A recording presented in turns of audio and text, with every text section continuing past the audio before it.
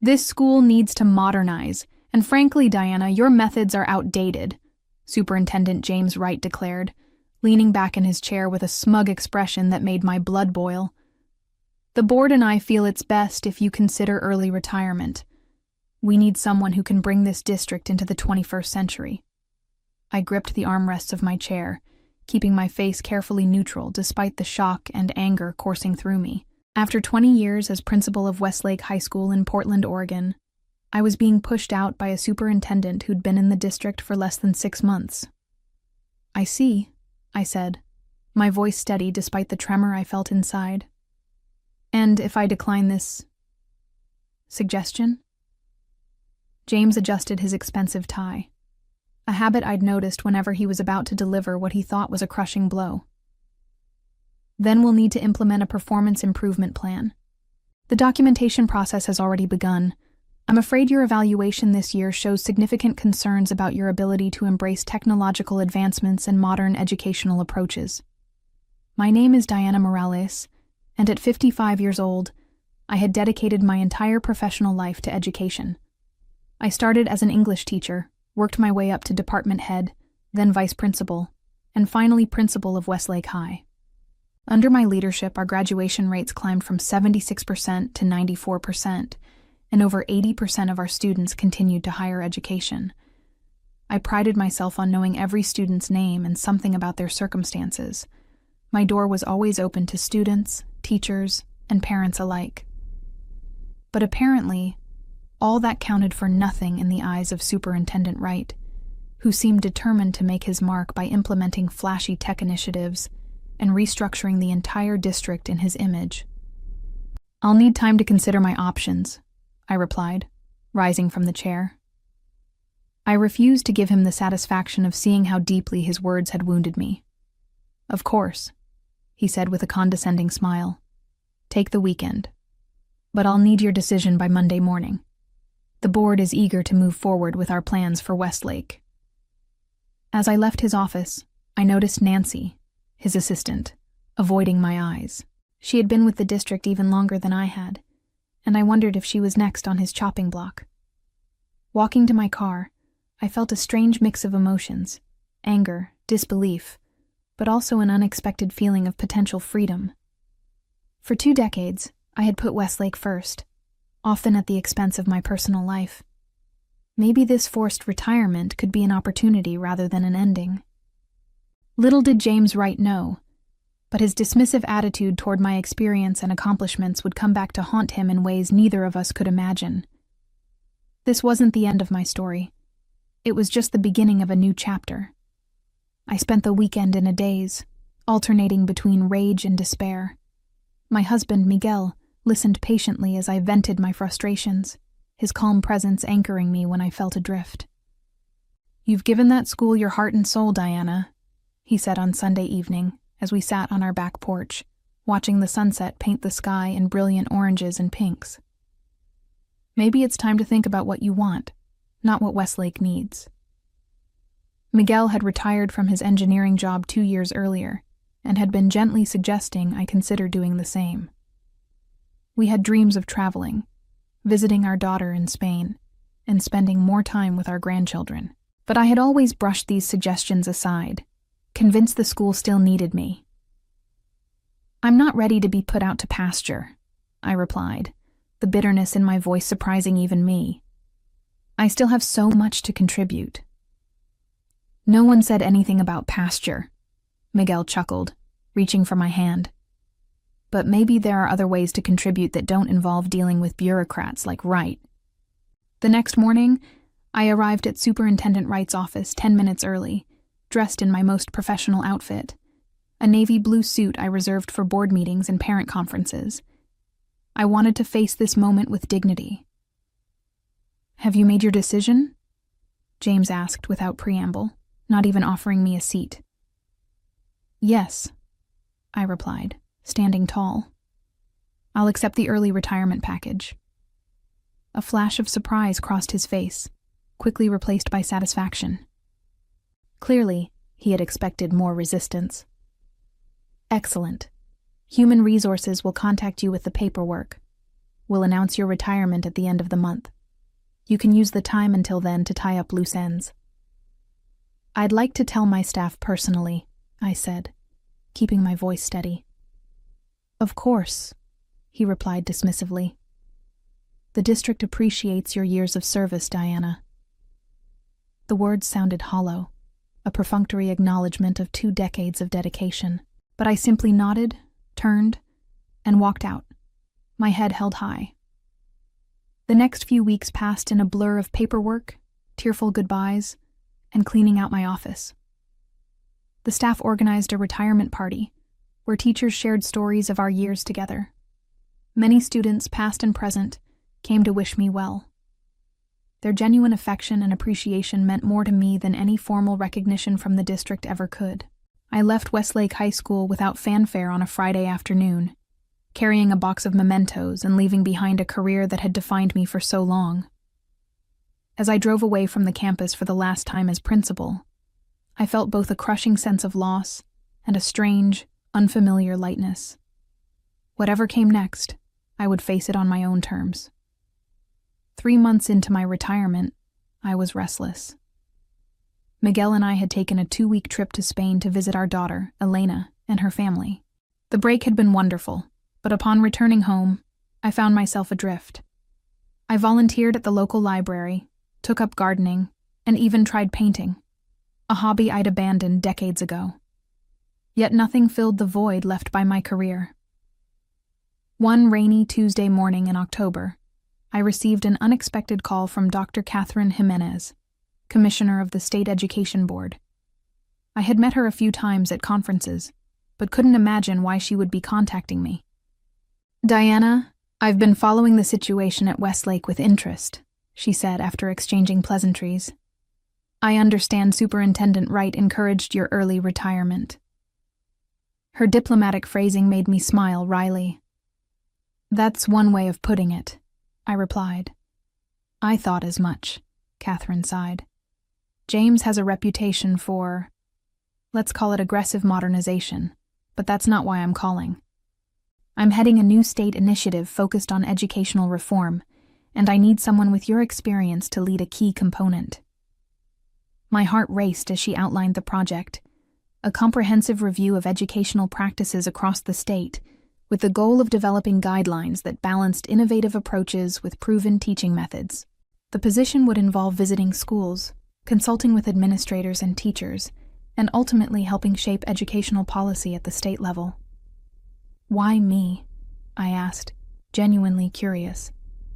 "Because you have a track record of success that speaks for itself," Catherine replied. "And because I value experience and wisdom over flashy new approaches that haven't been tested by time." The irony wasn't lost on me. The very qualities that James Wright had dismissed as outdated were exactly what Catherine was seeking. I told her I needed time to consider the offer, but in truth, I had already made my decision. After discussing it with Miguel that evening, I called Catherine back the next morning to accept the position. The following Monday, I started my new role as Senior Educational Consultant for the State Education Board. The salary was nearly twice what I had earned as principal, and the work was intellectually stimulating in ways I hadn't anticipated. I was using my experience to influence educational policy on a scale far beyond what I could have achieved at Westlake. Meanwhile, I kept tabs on my former school, through friends still teaching there. The new principal, Brandon Peters, handpicked by Wright for his enthusiasm for technology and innovative teaching methods, was struggling. Teachers were resigning at an alarming rate, discipline problems were on the rise, and parents were beginning to complain. 6 months after my departure, I received a disturbing call from Eleanor Garcia, the veteran math teacher who had become my closest ally during my tenure at Westlake. "Diana, it's a disaster here," she whispered, as if afraid of being overheard. "Everything you built is falling apart. The students are suffering, and no one seems to care as long as they can tout their new technology initiatives in press releases." I hung up feeling a complex mixture of vindication and profound sadness. I had poured my heart into that school, and it hurt to hear it was floundering. But a small, petty part of me couldn't help thinking that James Wright was reaping what he had sown. January brought with it not only a new year, but also the first round of standardized testing scores since my departure from Westlake. The results were nothing short of catastrophic. Westlake's scores had plummeted, dropping below state averages for the first time in 15 years. Reading proficiency had decreased by 18%, math by 22%, and overall student achievement indicators showed alarming declines across all grade levels. The local newspaper, the Portland Tribune, ran a front-page story analyzing the dramatic decline, complete with graphs showing Westlake's steady rise under my leadership, followed by the current precipitous fall. The article stopped short of directly blaming the new administration, but quoted several parents and anonymous teachers expressing concerns about the rapid changes implemented since my retirement. I was at a conference in Salem when my phone started buzzing incessantly with texts from former colleagues sharing the article and expressing their dismay. I excused myself to read the piece in the hotel lobby, feeling a complicated mix of emotions. While part of me felt validated, a larger part was heartbroken for the students whose education was suffering.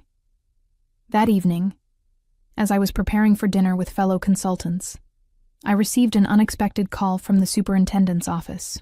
James Wright's assistant asked if I would be available for a meeting the following week. I agreed, curiosity getting the better of me. 5 days later, I found myself sitting across from James Wright once again, though the dynamics had shifted dramatically. Gone was his smug confidence, replaced by poorly concealed anxiety. Dark circles under his eyes suggested sleepless nights, and his usually immaculate desk was cluttered with papers and reports. "Thank you for coming, Diana," he began, his tone markedly different from our last encounter. "I wanted to discuss some challenges we're facing at Westlake." "The test scores," I said simply. He nodded, unable to meet my eyes. "Among other things, we've had some unexpected difficulties implementing our new policies." I waited, letting the silence stretch uncomfortably between us. "The board is concerned," he continued finally. "They've asked me to consider bringing in outside consultation to address the situation." I almost laughed. "And you thought of me? How ironic." James cleared his throat. "Your experience with the school would be valuable. We're prepared to offer a consulting contract." "No," I interrupted, surprising both of us with my firmness. "No?" he echoed, confusion evident on his face. "I'm not interested in a consulting contract with the district," I explained.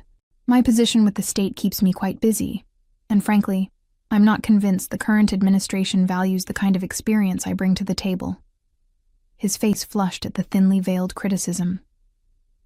"The situation has changed." "Indeed it has," I agreed, standing to signal the end of our conversation. "But my answer remains no.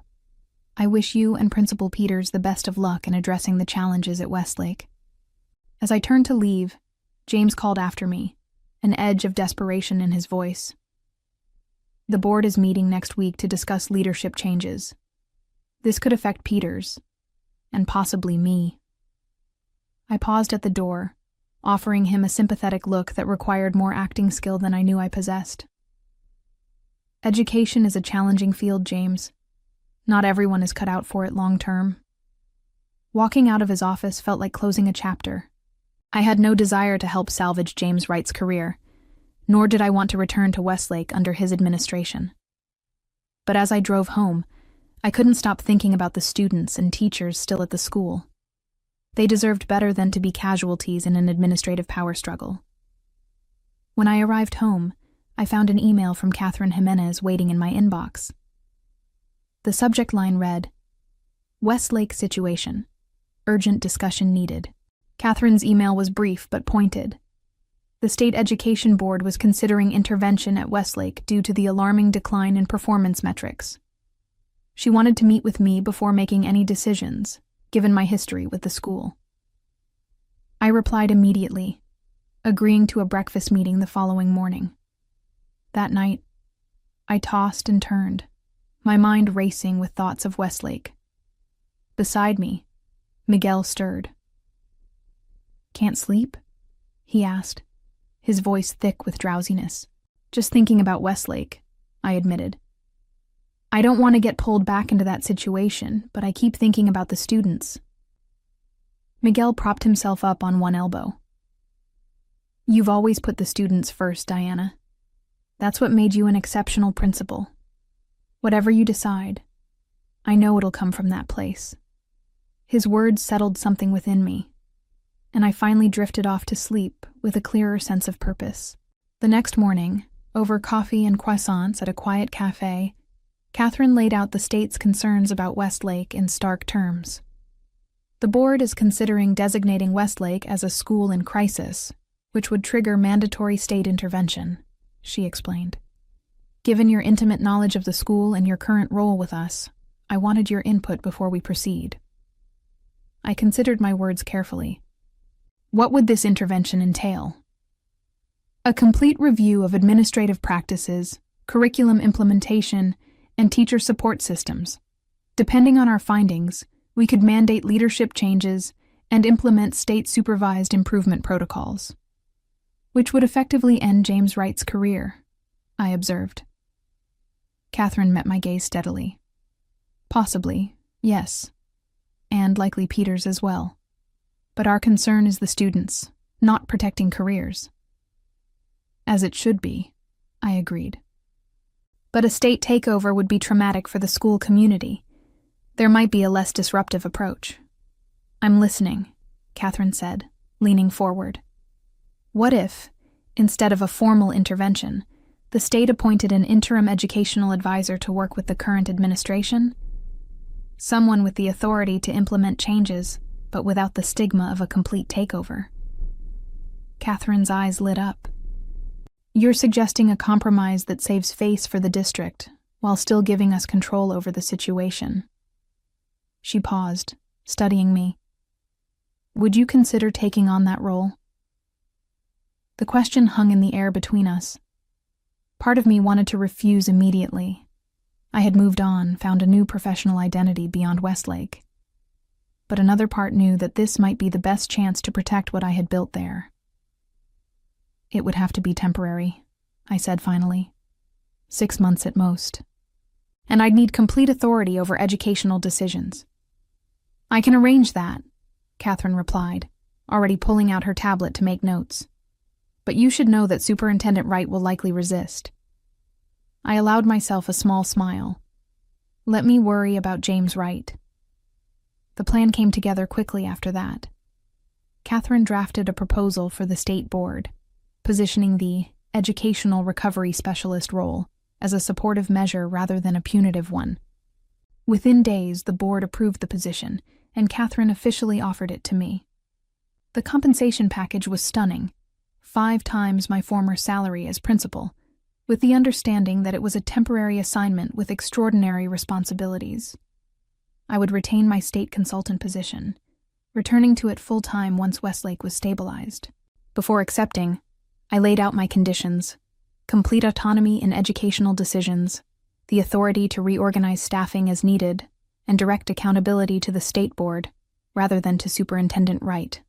Catherine agreed to everything, adding that the district board had been informed of the arrangement and had approved it, albeit with some resistance from Wright. As I signed the contract, I felt a strange sense of closure mixed with anticipation. I wasn't returning to reclaim my old position. I was walking into something entirely new, with far more power and resources than I'd ever had as principal. Wright's going to view this as a personal attack, Catherine warned as we finalized the paperwork. Perhaps, I acknowledged, but that's his problem, not mine. News of my appointment spread through the district like wildfire. By the time the official announcement went out, most of the Westlake staff had already heard through the grapevine. My phone filled with messages from former colleagues, some expressing relief, others concern, but most simply saying, "Thank goodness you're coming back." On Monday morning, I arrived at Westlake an hour before classes began, wanting to reacquaint myself with the building before facing the inevitable confrontation with James Wright and Brandon Peters. The school looked the same from the outside, but inside, subtle changes were evident. Motivational posters had been replaced with corporate-looking banners touting technological innovation, and several traditional classroom spaces had been converted into what appeared to be underutilized digital learning hubs. I was examining one of these spaces when I heard rapid footsteps approaching. James Wright rounded the corner, his face flushed with anger. "This is completely unacceptable," he hissed, keeping his voice low despite his obvious rage. "You manipulated the state board into creating this position." "Good morning to you too, James," I replied calmly. "And no, I didn't. The board approached me after reviewing Westlake's abysmal test scores and concerning teacher turnover rates. This is a transparent attempt at revenge," he insisted. "You couldn't accept being replaced, so you're using your connections to undermine me." I regarded him steadily. "This isn't about you or me. It's about the students whose education is suffering. Based on the data, your modernization has resulted in the worst academic performance this school has seen in over a decade." Before he could respond, Brandon Peters appeared, looking anxious and disheveled. At 34, he was young for a principal, with an impressive resume that included a doctorate in educational technology, but minimal actual classroom experience. James had touted him as a visionary when announcing him as my replacement. "Dr. Morales," Brandon greeted me stiffly. "I wasn't aware you'd be here so early." "I wanted to get reacquainted with the building," I explained. "And please, call me Diana. We'll be working closely together for the next several months." Brandon shot a nervous glance at James, who intervened quickly. "Actually, Dr. Morales, I've scheduled a district-wide administrative meeting this morning.